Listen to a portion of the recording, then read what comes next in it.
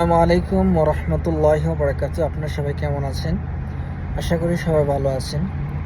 আসলে আপনারা সবাই জানেন ইতিমধ্যে যে আমার বাবা শুক্রবার দিন রাত, অতএব জুমার দিন রাত যেটাকে বলা হয়, বৃহস্পতিবার দিন রাত এবং জুমার দিনই আল্লাহ তাআলার ডাকে সাড়া দিয়ে চলে গেছে। তো যারা আমার শুভ আকাঙ্ক্ষী আছে তারা সবাই আমাকে সান্ত্বনা দিয়েছে। সবাই জানে যে আমি সৌদি আরবে আছি।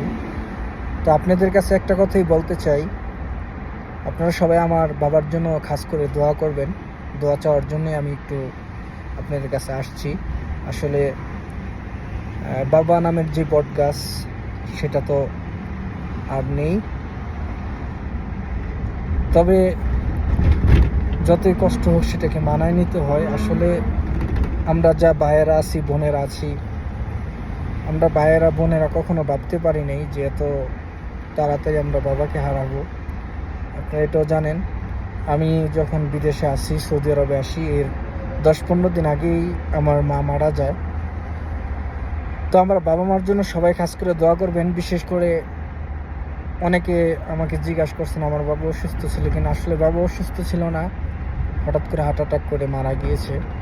এর জন্য সবার মনে একটু কষ্ট, কেউ মানতে পারে না, আমার ভাইয়েরা কেউই, সবাই শোকাহত। এই জন্য আপনাদের কাছে দোয়া চাই, আপনারা খাস করে দোয়া করবেন আমার বাবার জন্য। আল্লাহ সুবহানাহু ওয়া তাআলা যেন আমার বাবাকে জান্নাতের উঁচু মাকাম দান করেন।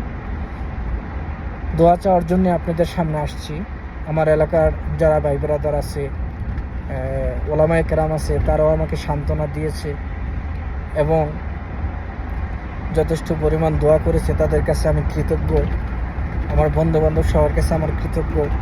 তো সবার কাছে দোয়া চাই। বিশেষ করে কালকে আমার বাবার জন্য দোয়ার আয়োজন করা হবে, আপনারা খাস করে দোয়া করবেন। এটাই আজকে আমার চাওয়া। আসসালামু আলাইকুম ওয়া রাহমাতুল্লাহি ওয়া বারাকাতুহু।